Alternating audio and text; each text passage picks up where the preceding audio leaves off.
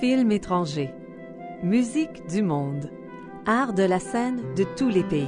Avez-vous déjà remarqué comment la rencontre avec l'art et la culture d'ailleurs peut changer votre façon de voir les choses? C'est parce que les films, les livres, la musique et les émissions télé sont porteurs des valeurs et de l'identité de leurs créateurs, qu'ils vous permettent de voir le monde différemment. Telle est l'essence de la campagne pour la diversité culturelle. Vous donner accès à des œuvres ancrées dans votre réalité. En 10 ans, ce mouvement a pris de l'ampleur, menant à l'adoption d'un traité international. Il s'agit de la Convention de l'UNESCO sur la diversité des expressions culturelles. Beaucoup de mots pour transmettre une idée bien simple.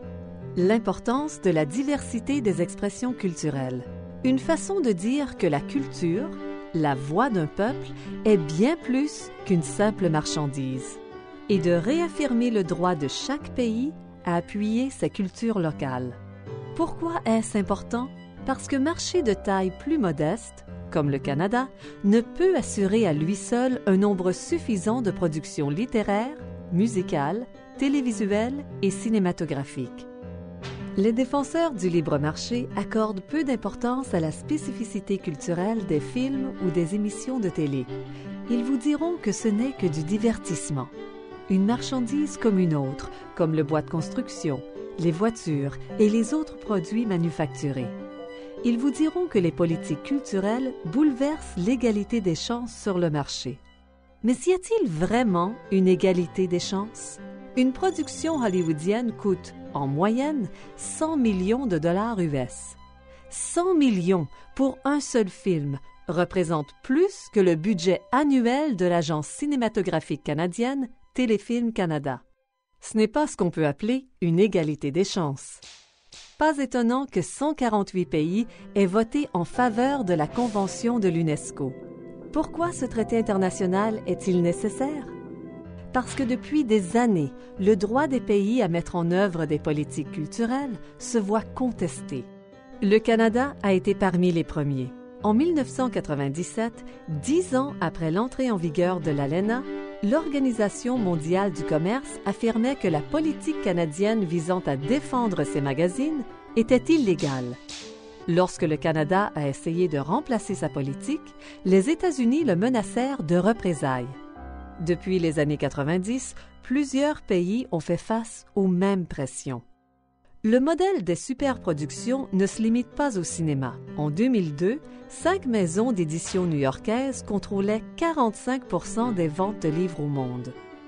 72% des ventes de musique au monde étaient contrôlées par 4 maisons de disques. La stratégie des superproductions se défend peut-être sur le plan des affaires, mais sur le plan culturel, elle entraîne une réduction systématique de la diversité culturelle. Cela signifie que le public a finalement moins de choix. Toutefois, lorsqu'on leur offre un choix, un vrai, le public choisit une grande variété d'expressions culturelles. Prenez l'obligation du contenu canadien. Depuis les années 70, des réglementations exigent que les stations de radio du pays diffusent de la musique canadienne. Ce n'est sûrement pas de tomber qui nous empêchera de rêver. Ce qui favorise le développement de nos artistes et leur permet de se trouver un public, d'abord ici, puis à l'étranger. Aujourd'hui, les musiciens canadiens ont un rayonnement international qui excède de loin leur poids démographique. Je rentre à Montréal. De nos jours, il est possible de voir des films de Corée, de lire des romans sud-américains et d'écouter de la musique des 4 coins du monde. Ce sont les politiques culturelles, quotas sur le contenu, Conseil des arts, programmes de financement, diffuseurs publics, qui rendent cela possible. Voilà pourquoi la Convention est si importante. À l'ère de la mondialisation et du numérique, les frontières tendent à s'estomper, facilitant plus que jamais le partage et les découvertes culturelles. Si on assure leur protection et leur promotion, toutes les cultures peuvent s'épanouir et rayonner. Et nous en sommes tous gagnants. La campagne en faveur de la diversité culturelle ne fait que commencer. Faites-en votre combat. Cette vidéo est une réalisation de la Coalition pour la diversité culturelle. Pour en savoir plus, consultez le site lacoalition.com.